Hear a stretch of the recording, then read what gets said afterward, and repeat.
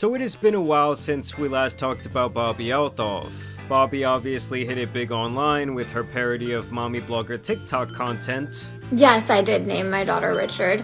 I just always really loved the name Richard, and I wanted a boy, but I had a girl, and I decided to name her Richard anyway. There is nothing more embarrassing than walking around with one of these. Everyone knows how it got there. You know what you did. So she was running it up over there, amassing a couple million followers, getting millions of plays per video, and making a couple of $100,000 per year. I was making around like $250 to $300 a year.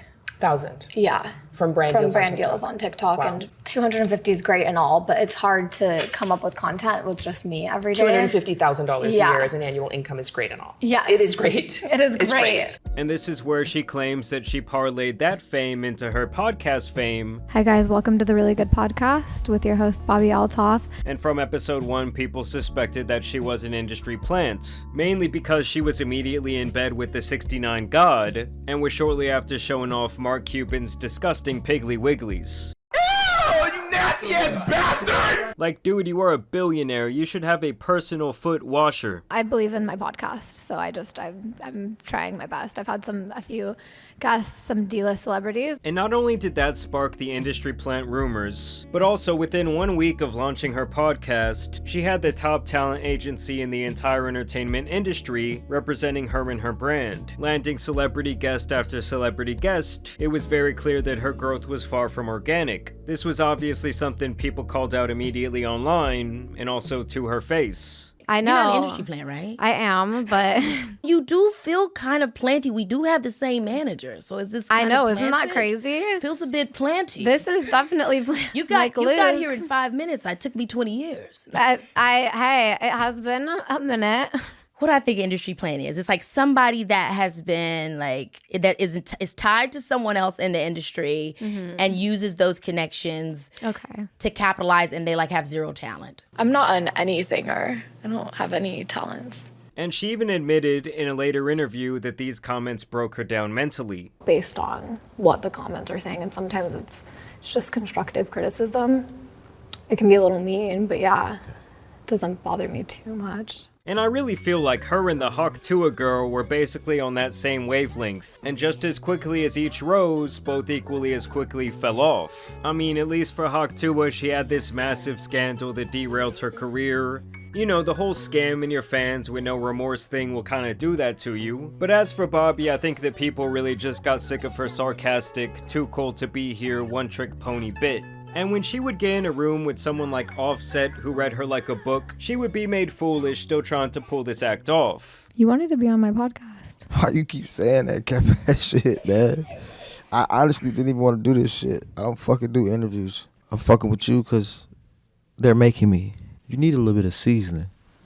You ain't got no seasoning, man. You like a plain piece of chicken just on the thing, you pull it off, and then you serve the dish. You need some motherfucking seasoning, man. You can leave now. This is my hotel. I paid for this motherfucker. You can leave now.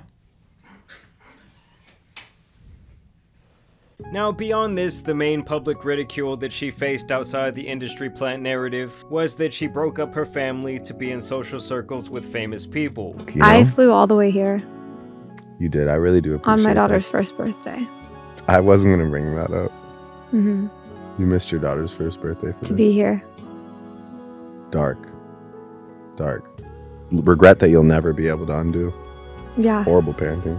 Now, when Drake is calling you a bad parent, you know you're doing something wrong. Speaking of Drake, by the way, the dude is so down bad that he's been in Bobbi's comment section on Instagram begging her to unblock his name. Embarrassing! Either way, despite being married at the time of these early interviews, she was always asking these guests if they would smash her up. Would you date someone that looks like me? Am I your type? I'd do it. Thank you.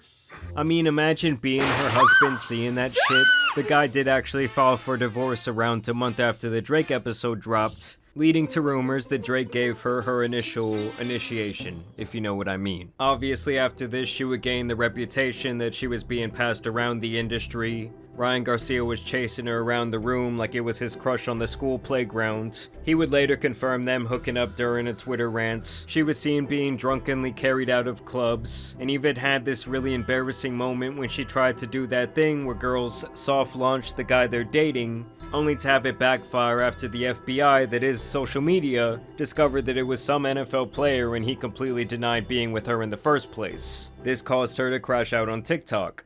Just like hard to imagine finding someone who is truly good for you. It's hard to imagine there's a world where there's like someone who's actually meant for you. Dating is just hard, you guys. Well, now Bobbi has officially announced that she will be ending her podcast, which is surprising to me considering she was still getting decent guests and views in the hundreds of thousands occasionally. But obviously when you compare this to her peak where she was getting at least 1 million views per podcast and like these top level guests, it had been looking pretty rough. I mean, no one really knew these people she was now interviewing, and when she was doing solo episodes, there were not many views at all. But either way, she hosted like a funeral for her podcast. Hi guys, welcome to the Really Good Podcast. All jokes aside, all honesty, this is the last episode. In honor of the last episode, my sister and I are going to sing a song.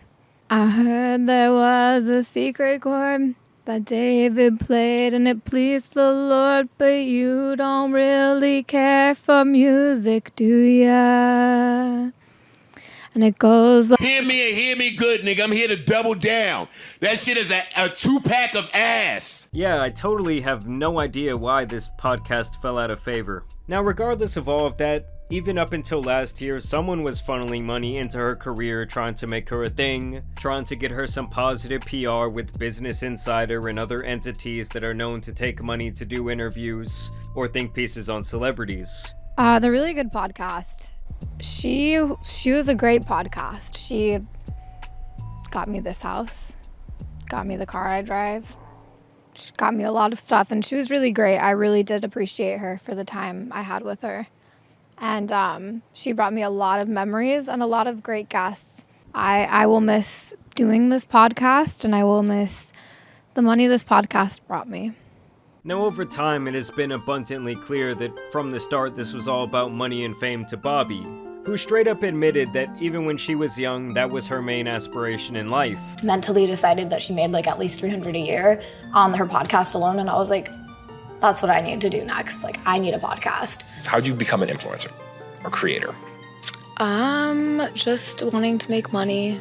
It's like she in general represents a microcosm into our society and how social media has warped people's minds. I hope that I go from D-list to A-list. That's my goal in 10 years. From D-list to A-list. Yes. I feel like over the last 2 to 3 years specifically, I've noticed a change in the way that women in particular present themselves online. And I'll say specifically on Instagram, where there's this sense that they think they are someone famous or a spectacle to be admired, and I find that shit hilarious. And I'm talking about like an everyday regular girl with 500 followers acting like her shit don't stink. I mean, people in general are just so much more narcissistic than ever before due to social media. Or I guess I should say they are desperate for online validation in a way that was viewed as cringy during the early days of social media. As you guys know, this podcast started off just with a girl with a dream to make more money.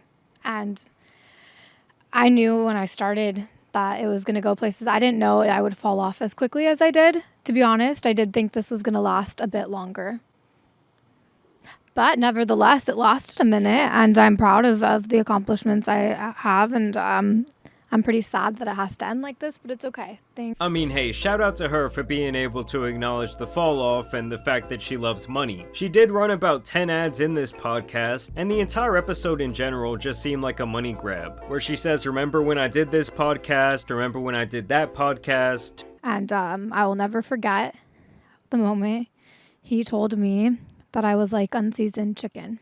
It was basically like one of those filler episodes where they just show a bunch of flashbacks from the show. You know, the one you always skip. She really just cycles through all the interviews, she plays a clip, and moves on, periodically throwing another ad in your face. And I do have a sneaking suspicion that this might just be the pre-launch of some of the show that she wants to now do. But this is how she ends her show.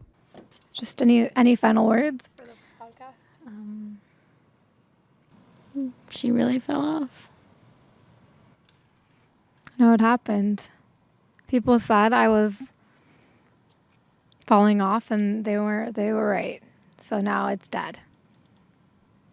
You guys got what you wished for. You wanted it to be over, it's over. It's gone. It's not there anymore. And now, I don't know what we're gonna do. I don't know, I just feel like someone who loves being around famous people and rising up the social ranks as she does would not just give it up. It's actually my guess, considering that this episode was posted on the very last day of July, and with these various sponsors riddled into this crock of crap, is that this was only made to meet obligations to them, as when you agree to these deals they usually have allotted time slots of when you will post their ad. And I just cannot see very many people, even if they are a genuine fan of this show, watching the entire thing. And let me just say, the comment section on this video is not exactly what you would expect from a send-off. I mean, it was almost like it was a mixture of good riddance, they were sick of the ads, and then just a bunch of comments about how she left her family to pursue this. Either way, it looks like this is the end of the Bobbi era. Honestly, I think that she would have made more money and had more longevity online in the parody blogger space. But I guess it's a good lesson that sometimes it's better to rise up slow than to just jump on a rocket and burn out. Either way though, I want to know what you guys think about this decision by Bobbi down below. Do you think there was some sort of hand in the background telling her, no, you're not going to be the industry plant no more? They saw the triple toilet paper roll numbers on that Business Insider interview where they said America could not get enough, and they said, this ain't working. I mean, I won't lie to you guys, I feel like in general the podcast space has lost a lot of steam. It's obviously become insanely oversaturated, and I think the gold rush when it comes to that genre is kind of over. But y'all let me know your thoughts down below. Also want to thank you guys for watching today's video, dropping a like and subscribing, but as you guys know, it's been your boy the Tan Superman, and some other industry plants out here need to be exposed. So I'm out. Peace!